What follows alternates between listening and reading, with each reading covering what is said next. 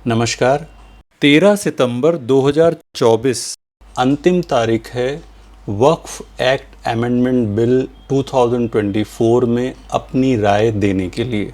जो लेटर इस जेपीसी को भेजा जाना है उसका एक ड्राफ्ट इस वीडियो के डिस्क्रिप्शन में दिया हुआ है। किसको भेजा जाना है वो भी उसमें दिया हुआ है, किसको मेल की जानी है वो भी दिया हुआ है। आप अपने ईमेल एड्रेस से उसको मेल भी करें और साथ ही उसकी फिजिकल कॉपी, और ध्यान रखें 2 कॉपी आपको जो फिजिकल एड्रेस है जहाँ पे कि जेपीसी को ये लेटर भेजने हैं उनको भी भेजें। विषय कितना गंभीर है इस बात का अंदाजा आप इस बात से लगा सकते हैं कि पूरे भारत के व्यक्तिगत केसों को एक बार छोड़ भी दें तो खुद सरकारी विभागों ने जेपीसी के सामने वक्फ द्वारा दावा की गई अपनी संपत्ति का ब्यौरा दिया है। क्या है वो ब्यौरा? पूरे देश में रेलवे बोर्ड की 80 प्रॉपर्टी, दिल्ली लैंड ऑफिस की 120 प्रॉपर्टी, भारतीय पुरातत्व विभाग एएसआई की 200 प्रॉपर्टियों पर वक्फ बोर्ड ने दावा कर रखा है। इतना ही नहीं, 1984 के वक्फ अमेंडमेंट एक्ट से राजीव गांधी सरकार ने बहुत सारी एनिमी प्रॉपर्टी, वो प्रॉपर्टी जो विभाजन के समय जो मुस्लिम्स यहाँ से चले गए थे और जो यहाँ पे थी भूमि, उन सब शत्रु भूमि को वक्फ बोर्ड को दे दिया। हालत ये है कि ताजमहल जैसे वर्ल्ड हेरिटेज और एएसआई प्रोटेक्टेड मॉन्यूमेंट तक को वक्फ बोर्ड ने अपनी प्रॉपर्टी घोषित किया है। वक्फ ने तो अपना ये तक दावा कर दिया है कि मुंबई में बना मुकेश अंबानी का एंटीलिया तक वक्फ की जमीन पर बना है। पार्क, बगीचा, तालाब, चरागाह सब पर वक्फ की नजर इनायत होती जा रही है। चंद्रशेखर आजाद को जिस पार्क में गोली मारी गई उस तक पर वक्फ ने अपना दावा ठोक दिया था।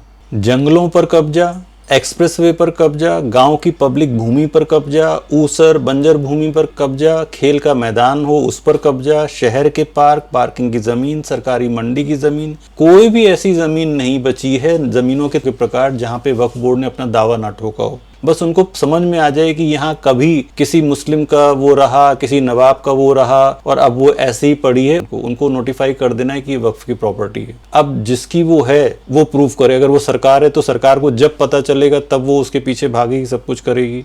वक्फ एक्ट कहने को तो मुसलमानों द्वारा अपनी कमाई से अपने मजहबी कामों के लिए दान की गई जमीन से संबंधित है, पर वास्तव में 1954 में बने इस एक्ट को 2013 तक करे गए संशोधनों से इतनी शक्ति दे दी गई, इतनी ताकत दे दी गई है कि आज ये एक समानांतर सरकार बन गया है।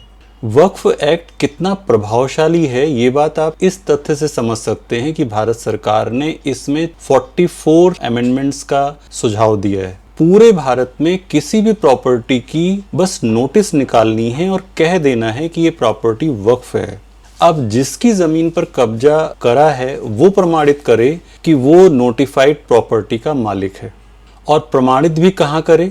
वक्फ ट्रिब्यूनल में, जिसका अपना ही काम करने का तरीका है। वक्फ ट्रिब्यूनल से राहत न मिलने पर हाई कोर्ट के चक्कर काटिए, क्योंकि वक्फ ट्रिब्यूनल कोर्ट डिस्ट्रिक्ट कोर्ट जितना शक्तिशाली है।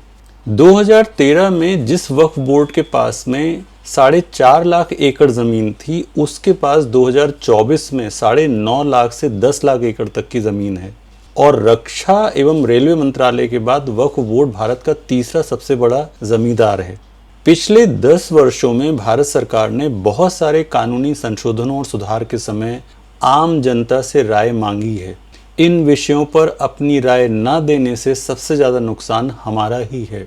वक्फ एक्ट संशोधन बिल 2024 पर बनी जेपीसी ज्वाइंट पार्लियामेंट्री कमेटी ने फिर भारत के नागरिकों से इस एक्ट के विषय में अपनी राय, अपने विचार व्यक्त करने की बात कही है।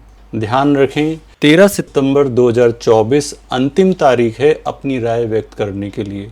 आपको जानकर आश्चर्य होगा कि आपका हर तीसरा कदम भारत की नहीं वक्फ की जमीन पर पड़ रहा है। वक्फ के दावों के मामलों में दक्षिण भारत की तो बहुत ही नाटकीय स्थिति है। हिंदुओं को वक्फ बोर्ड को प्रमाणित करना है कि 7वीं शताब्दी का चंद्रशेखर मंदिर हिंदुओं का है। ये ऐसा मंदिर है जिसके विषय में 7वीं शताब्दी की पोएटिक रचनाएं हैं और चोला राजाओं के ऐसे शिलालेख हैं जिसमें समय समय पर उस मंदिर के रखरखाव के मामलों का वर्णन है। और ये तब का मंदिर है जब इस्लाम भविष्य के गर्भ में था।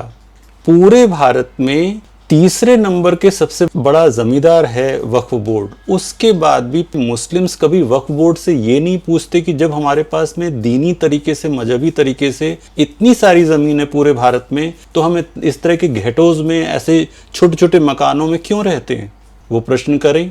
कितनी विडंबना है, मनमोहन सिंह जी के तत्वाधान में बनी सच्चर कमेटी ने जब अपनी रिपोर्ट सौंपी है अल्पसंख्यकों के नाम पे मुस्लिमों के लिए जो सर्वे किया गया, जिनको आपने शेड्यूल कास्ट, शेड्यूल ट्राइब से भी नीचे बताया हो, आका हो अपने सर्वे में, जिन मुसलमानों के पास इतनी ज़मीन है वक्फ करने के लिए, आखिर उसके बाद भी वक्फ बोर्ड अपने समुदाय के मुसलमानों की जो आर्थिक स्थिति है, सामाजिक स्थिति, उसको क्यों नहीं इम्प्रूव कर पा रहा है। ये सोचने की बात है। मुस्लिम्स के जो लीडर्स हैं वो कभी भी अपनी कम्युनिटी को भारत के विषय में, इस देश के साथ कैसे चलना है, इस दिशा में चलने के लिए मुख्य धारा से जोड़ने के विषय में कभी भी कोई बात नहीं बताते, कोई सुझाव नहीं देते, राय नहीं देते, क्योंकि उनकी जो सोच है वो किसी एक ज़मीन से जुड़ी हुई नहीं है, किसी एक देश से जुड़ी हुई नहीं है। और इसी एक बात ने आम मुसलमानों को कभी भी उस देश की मुख्य धारा के साथ चलने के लिए प्रेरित नहीं करा। अब एक बात विचार करने वाली है, हिंदू, पारसी, जैन, बौद्ध, ईसाई सबके लिए चैरिटी एक्ट है, इंडोनमेंट एक्ट है, ट्रस्ट एक्ट है, प्रॉपर्टी एक्ट है। तो फिर एक मजहब के वक्फ की प्रॉपर्टी को नियंत्रित करने के लिए आपको अलग से भारत के कानून के आगे जाकर वक्फ एक्ट की ज़रूरत क्यों है? वक्फ एक्ट, वक्फ ट्राइब्यूनल और वक्फ बोर्ड की ज़रूरत क्यों है?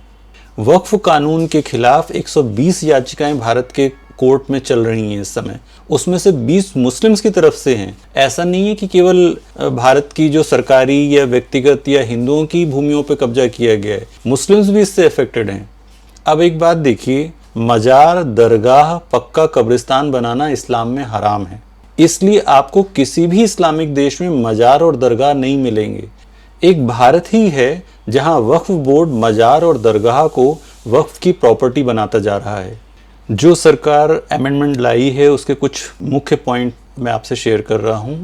कौन, किसके सामने और कब वक्फ कर रहा है, इस सब की जानकारी देनी होगी। घर का मुखिया बिना पत्नी से पूछे वक्फ नहीं कर पाएगा। अगर बच्चे नहीं हैं तो परिवार के दूसरे बच्चों को भी अपनी ज़मीन दे सकते हैं। अब खुद से वक्फ नहीं घोषित कर पाएंगे, वक्फ की ज़मीन का सर्वे डीएम के पास में होगा। अभी वक्फ के सारे सदस्य मुस्लिम होना अनिवार्य है, इसमें भी सुझाव दिया है भारत सरकार ने। वक्फ काउंसिल में लोकसभा और राज्यसभा के सांसद भी होंगे और 2 गैर मुस्लिम भी होंगे। वोहरा और आगा खानी अपना अलग से बोर्ड बना सकते हैं। वक्फ ट्राइब्यूनल की पावर को नियंत्रित किया गया है। वक्फ ट्राइब्यूनल की समय सीमा को निर्धारित किया गया है। लिमिटेशन एक्ट में बदलाव होगा। अभी हाल ये है कि वक्फ ऐसे न्यूज़पेपर में नोटिफाई करता है वक्फ की बात कि जो शायद आपने न्यूज़पेपर कभी देखा भी ना हो। आपको पता ही नहीं कि आपकी प्रॉपर्टी से संबंधित कोई नोटिस किसी अखबार में छपी हुई है और आपको नोटिफाई किया गया, और आपको पता ही नहीं चला कि आप जाके ट्राइब्यूनल में कह सकें भैया ये ज़मीन तो हमारी है।